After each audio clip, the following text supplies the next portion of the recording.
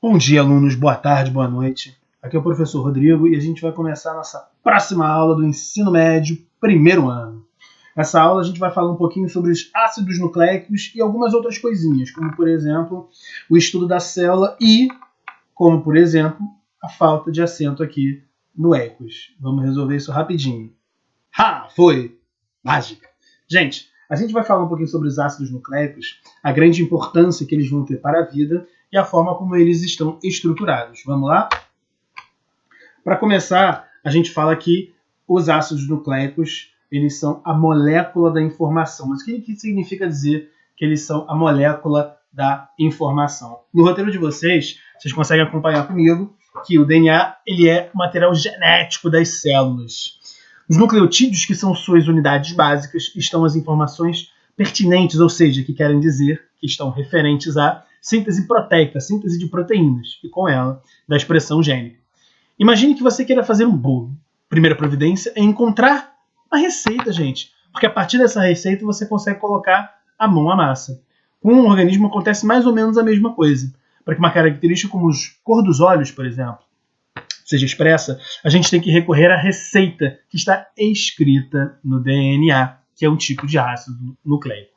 DNA, assim como RNA, são os ácidos nucleicos que nós temos em nossos corpos e eles participam do processo da síntese das proteínas, para que a proteína, o seu produto final, possa finalmente permitir a manifestação de uma característica, dar uma característica ou ser ela própria a agente de ação. Isso significa dizer o quê? Significa dizer que essa molécula da informação aqui, esse DNA ou RNA, como está exposto aqui uma molécula de DNA, ele é a unidade da informação. Como se fosse numa receita, a lista dos ingredientes e o como fazer estivesse junto na molécula do ácido nucleico, do DNA. Ok? Elas são capazes de se replicarem, ou seja, uma molécula de DNA consegue gerar outra molécula de DNA exatamente igual a ela própria. O RNA também, de uma forma um pouco diferente, mas de qualquer forma as duas moléculas conseguem se transformar e replicar a si próprias. Então elas dão identidade ao organismo porque elas conseguem dar essas características, elas são as moléculas da informação. Quando eu falo que ela é universal, significa que todos os seres vivos no planeta Terra têm ácidos nucleicos e têm DNA. Beleza? DNA e RNA são os dois ácidos nucleicos que todos os seres vivos apresentam dentro dos seus corpos. Só que como é que é esse ácido nucleico? Quando você vê uma imagem como essa, por exemplo, isso é a molécula com vários ácidos nucleicos. Como que seria um ácido nucleico só? Ele seria mais ou menos assim. Essa aqui é uma representação esquemática do que é um ácido nucleico. O ácido nucleico ele é composto por três partes. Uma parte chamada base nitrogenada, outra parte que é o açúcar e outra parte que é o grupo fosfato. Você não precisa lembrar de todos os nomes agora não, eu vou falar quando for para lembrar de nomes. O importante é que você consiga perceber que existe três partes dentro da molécula de ácido nucleico e elas são base nitrogenada, açúcar, sim, um tipo de açúcar. Não o mesmo açúcar que você coloca no café, no suco, mas é um tipo de açúcar. E um grupo fosfato. Vamos lá. Não quero que vocês decorem essas derivações, esses desenhos e esses esquemas, só que vocês tenham essa noção de que entre um ácido nucleico e outro, eu tenho uma ligação muito forte. O nome dessa ligação é ligação fosfodiéster. Você não precisa lembrar o nome da ligação também nesse momento, não. Só saber que esse tipo de ligação ele existe, ok? Eu tenho 4 tipos de bases. Olha só, voltando aqui, tem essa base nitrogenada aqui, não tem? Tem 4 tipos de base que podem se encaixar no restante da molécula. Então, eu vou ter, na verdade, 4 tipos de moléculas de ácido nucleico. Eu vou ter DNA e RNA, e dentre o DNA, eu tenho 4 tipos, 4 sabores de DNA diferentes. Todos eles se juntam e não tem problema. Eu vou ter a adenina, que a gente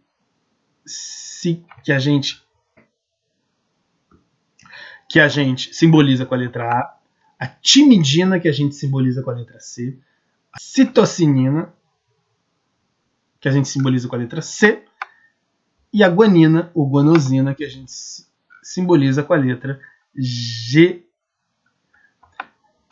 Essas bases elas acabam interagindo umas com as outras. O que eu tenho, então, é a formação de uma fita dupla.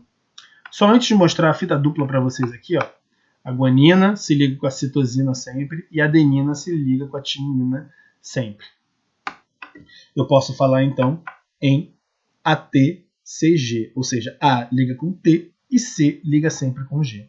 Mas por quê? Porque eu tenho um ácido nucleico de frente para o outro. Eu tenho essas ligações um embaixo do outro e eu tenho essas fitas, que é o nome que a gente dá para quando vários desses ácidos nucleicos estão ligados um com o outro através das ligações fósforo de éster, elas se encaram de frente, um de frente para outra, um de frente para outra. E elas interagem, ou seja, sempre que tem G, encaixa onde tem C, e onde tem A, encaixa onde tem T. Você vê que a guanina liga com 3 ligações com a citosina e a adenina liga com 2 ligações com a timina. Ok, gente? Esse DNA é uma molécula muito grande que forma uma fita dupla, beleza? Que nem a gente consegue ver aqui. Então essa é uma fita e essa é outra.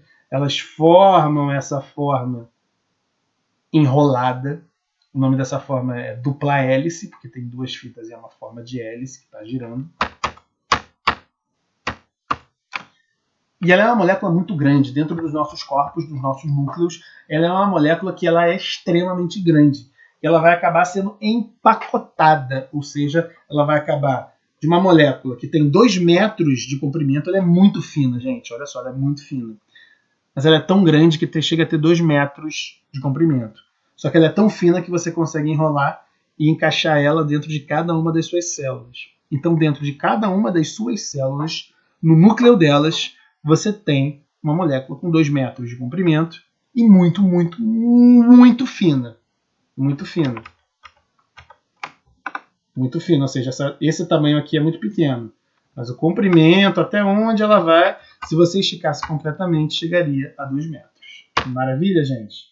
Como eu falei para vocês, a base AT se liga e a G e C se ligam também, que você consegue ter uma ideia melhor do que está acontecendo a nível molecular.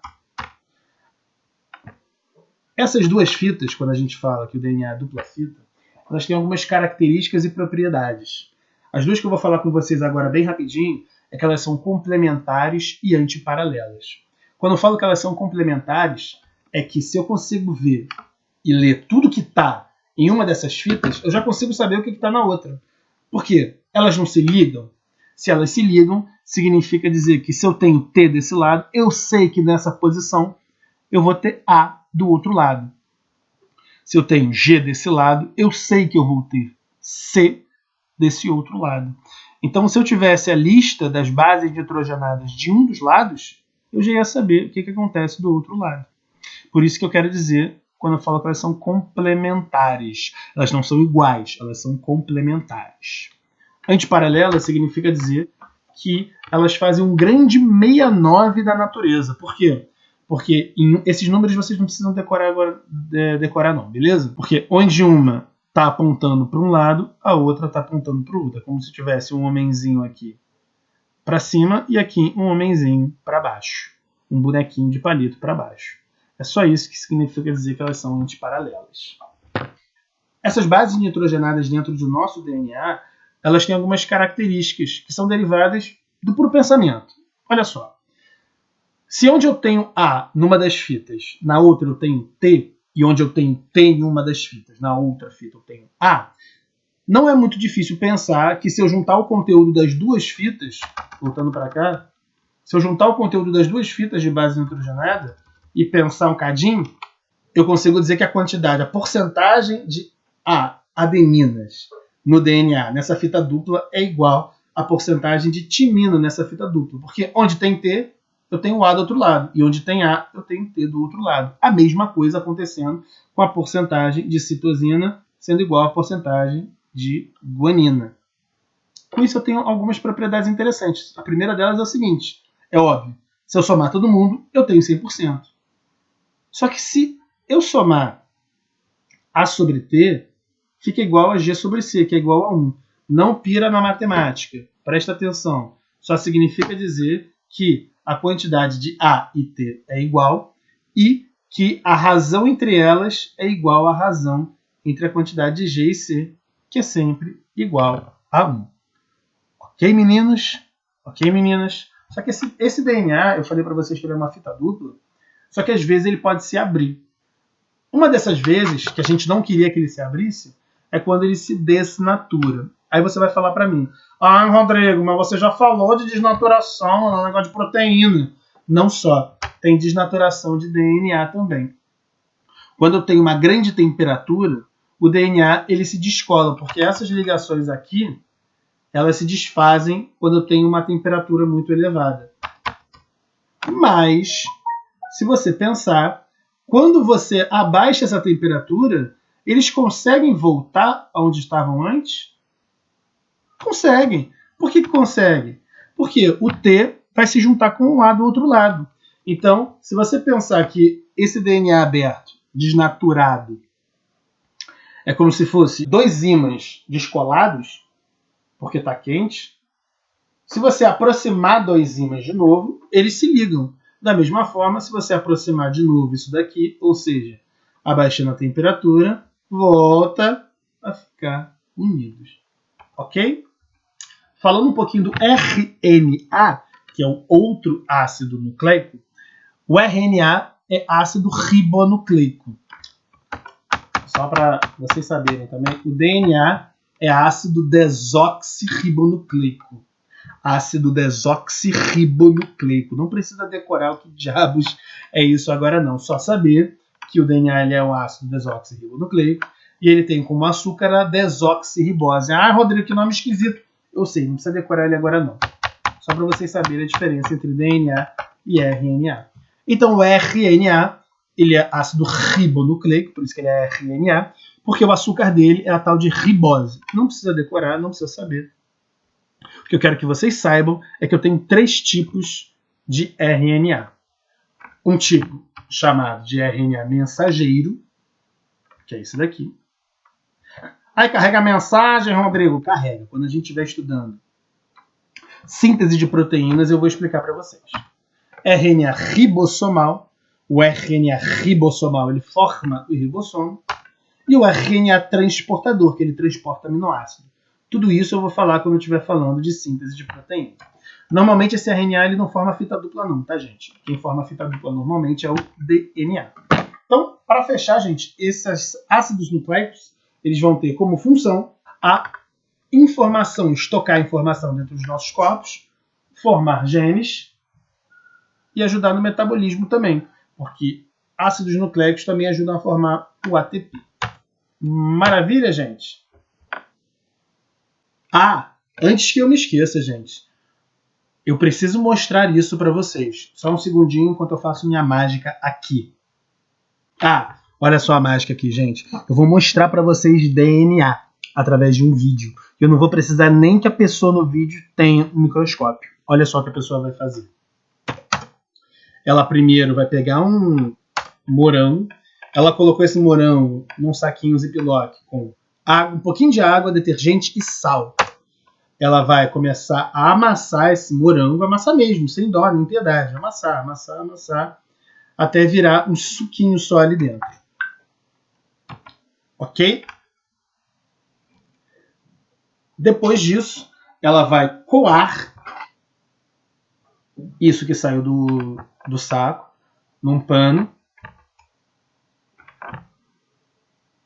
Vai coar. Vai espremer bem. E isso aqui está num pote de álcool. Ela vai colocar álcool aqui nesse pote. Agora preste atenção nisso daqui. Olha só. Tá vendo isso aqui? Tá vendo isso aqui? Que tá grudando nesse bico daqui. Tá vendo que ela tá puxando um negócio aqui? Isso aqui é DNA. Ela acabou de tirar DNA. DNA purinho. DNA do morango. Isso aqui são as moléculas de DNA. Uma forma para você ver esse DNA com seus próprios olhos. mágica, voltamos. Era só para vocês virem aquilo mesmo, gente. E para a gente conseguir começar com tranquilidade o nosso estudo de citologia. E aí você pergunta para mim, Rodrigo, o que é a citologia? Citologia é o nome que a gente dá para o estudo da célula, de todos os tipos de célula que existem nos nossos corpos e nos seres vivos. Para começar a falar sobre células, eu preciso falar para vocês que todos os seres vivos são compostos por célula. O nome dessa ideia é teoria celular. Não importa se você é composto por uma célula, como as bactérias, ou por bilhões e bilhões, como nós. Todos os seres vivos são compostos por células. O nome disso é teoria celular. Quem primeiro descobriu as células foi esse camarada aqui, chamado Anton van Leeuwenhoek. O Antônio, no século XVII, lá dos anos de 1700, de 1600, ele estava aprimorando alguns tipos de lente e um dia ele juntou duas lentes, botou uma gota de água e saiu isso daqui. Isso aqui foi o que ele desenhou no momento. Ele estava pegando um pedacinho de casca antiga de árvore, ele observou esses espaços e chamou esses espaços de células, em latim, espaços pequenos. Hoje a gente sabe que isso não eram representações de células, ele não estava exatamente vendo células, mas a ideia ficou. E hoje em dia, com microscópios mais potentes, a gente consegue ver as células que compõem nosso corpo e os outros seres vivos. E essas células são mais ou menos assim. A gente já vai entrar nos tipos exatos, mas elas são mais ou menos assim. Elas são pequenas, a gente chama elas de unidades morfológicas da vida, ou seja, não existe vida que não seja constituída, por células. Elas são unidade funcional. Uma célula só já consegue fazer uma porção de coisa. Se nutrir, buscar alimento, consegue se reproduzir. Então, se o ser vivo tem uma célula só, não tem problema. Ele consegue sobreviver. Essa célula pode ser de vários tipos diferentes. Por quê? Porque os seres vivos podem ser de vários tipos diferentes. Se você observar essa imagem daqui, eu tenho uma reta aqui embaixo e nessa reta eu tenho gradações. O que significa isso? Significa que eu tenho regiões diferentes dessa réguazinha aqui embaixo. Regiões desde 0,1 nanômetro, isso aqui é uma distância muito pequena. Isso aqui é 1/10 de bilionésimo de metro. É você pegar 1 metro, dividir em 10 vezes. Ou seja, divide em 10, pega um pedaço. Pega esse pedaço, divide em 10. Pega um pedacinho, divide em 10. Isso 10 vezes. Esse é o tamanho dos átomos. Os átomos são muito pequenos. Sendo um pouquinho maior, com 1 nanômetro, ou seja, 1 bilionésimo de metro, eu tenho menores moléculas que formam o nosso corpo. E aí, chegando nos seres vivos, eu começo aqui em 1 micrômetro. O que é 1 micrômetro? Que é esse Y esquisito aí, ao contrário. 1 micrômetro é 1 milionésimo, ou seja, eu pego 1 metro e divido em 1 milhão de partes iguais. Muito pequeno também, para a gente observar com os olhos nus. O que significa dizer olho nu? Olho sem microscópio, sem luneta, sem telescópio, enfim, só usando a capacidade de visão do nosso olho. Olha só onde eu começo a ter seres vivos aqui, bactérias, mais ou menos 1 milionésimo de metro, e eu vou ter seres vivos até tamanho de 100 metros, como algumas árvores chegam a atingir. Então, olha só, desde 100 metros até 1 micrômetro, 1 milionésimo de metro, eu tenho seres vivos. Os seres vivos são muito diversos. Mas sabe o que não é tão diverso? As células. Pelo menos não em seu tamanho. A maior parte dessas células aqui está mais ou menos em escala. E eu consigo ver que as células elas não têm um tamanho tão diferente assim. A maior parte delas, ou quase todas, são pequenas, por volta de 1 a 10 micrômetros, ou seja, de 1 bilionésimo de metro até 10 bilionésimos de metro. Ah, Rodrigo, como é que é o tamanho disso? Pega um fio de cabelo. Sabe a grossura do fio de cabelo? Divide em 10. Pega uma dessas partes. Divide em 10 de novo. Aí você tem o tamanho de uma célula. Elas são muito, muito pequenas. Algumas são um pouquinho maiores, mas a maior parte delas é pequena. Por quê? o porquê tem a ver com isso daqui. Ah, Rodrigo, isso é matemática, tem número. É matemática, tem número, mas eu prometo para vocês que vai fazer sentido. A ideia é a seguinte. Existe alguma coisa impedindo que eu tenha células do tamanho de uma mesa, do tamanho de uma cama. O que seria essa alguma coisa? Seria uma coisa para a gente pensar. Olha só a ideia. Se eu tenho algo que é muito pequenininho, como uma célula, esse algo que é muito pequenininho, ele tem uma área de superfície, ou seja, se eu fosse pintar essa célula com tinta, eu ia gastar uma quantidade de tinta relativa a essa área superficial. Porém, se eu fosse ver o volume dessa célula, essa medida seria diferente.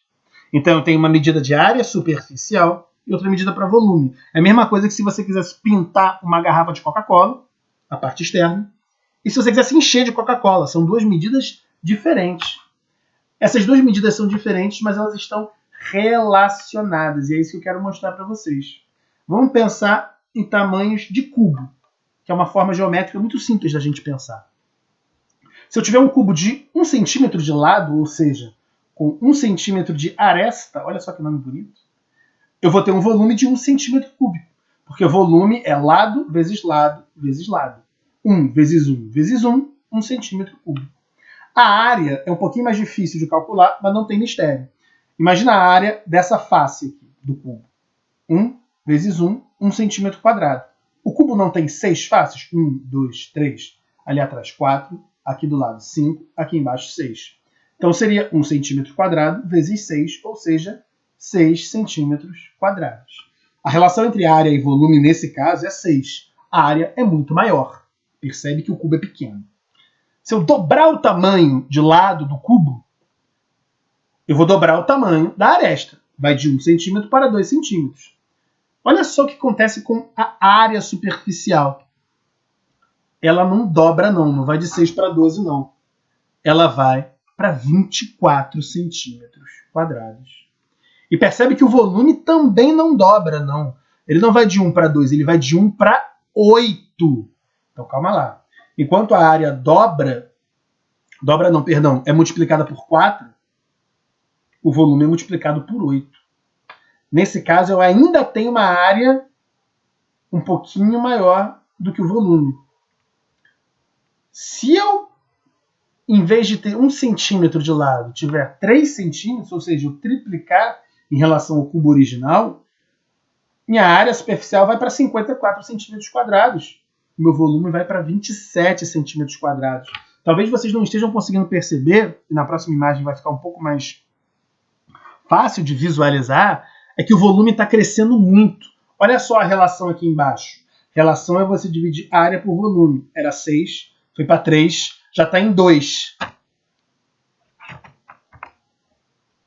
Se eu pensar em multiplicar e tiver um cubo com 8 centímetros de lado, minha área total é 354. O meu volume já chega a 512 centímetros cúbicos.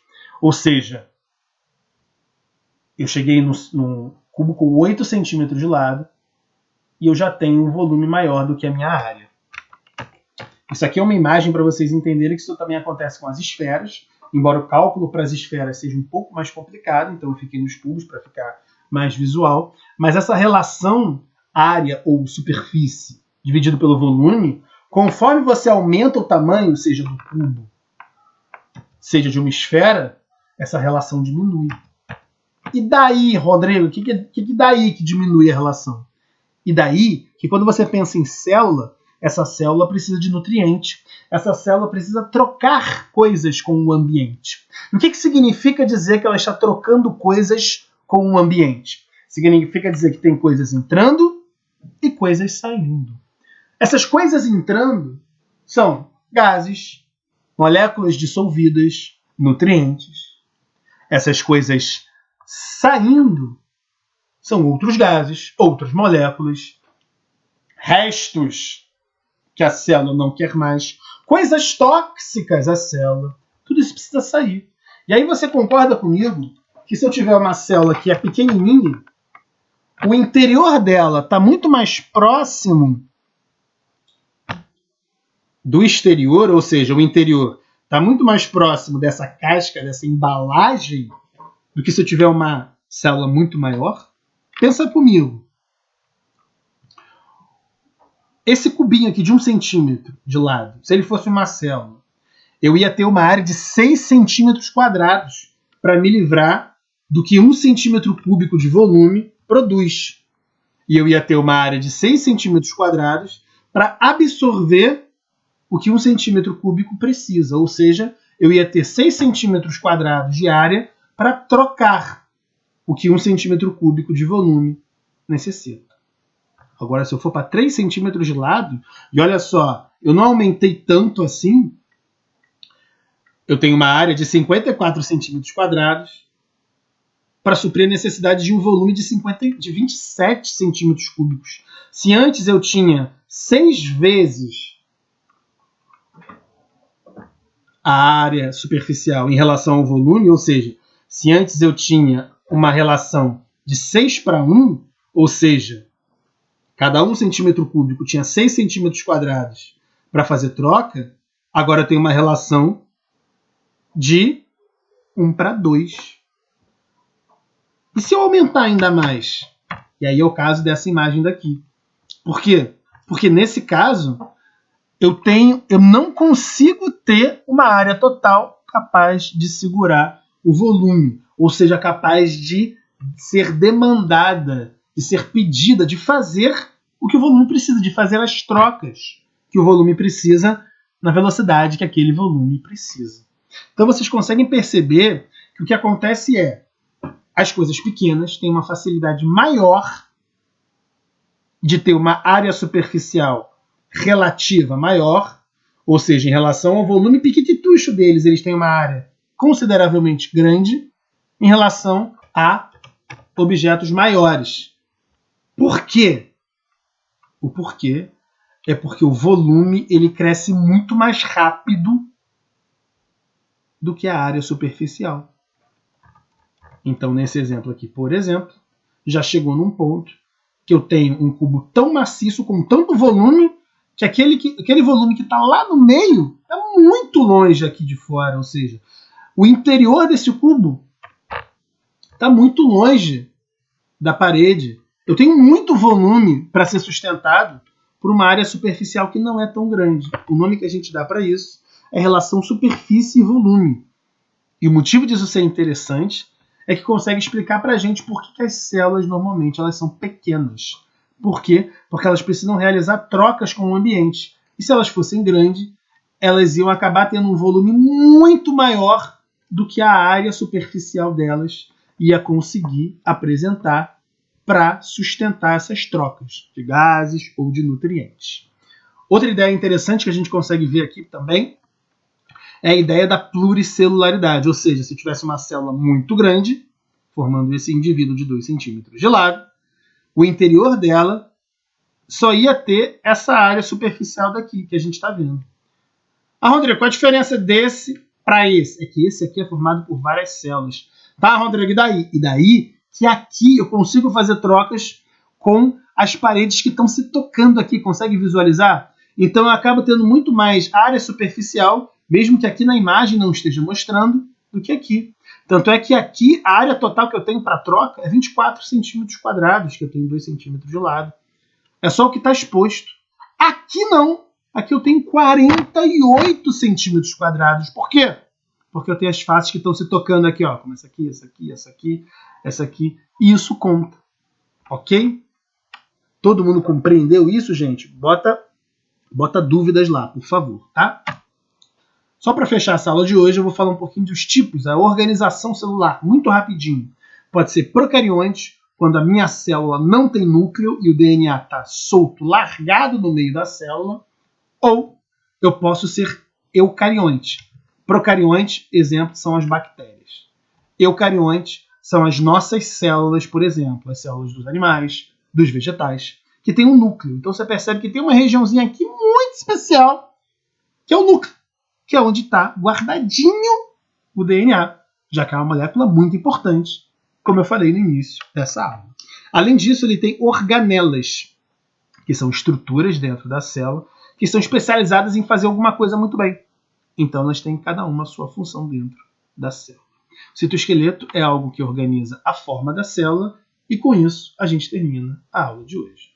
Muito obrigado, preste atenção nos exercícios, não perca os prazos e até a próxima.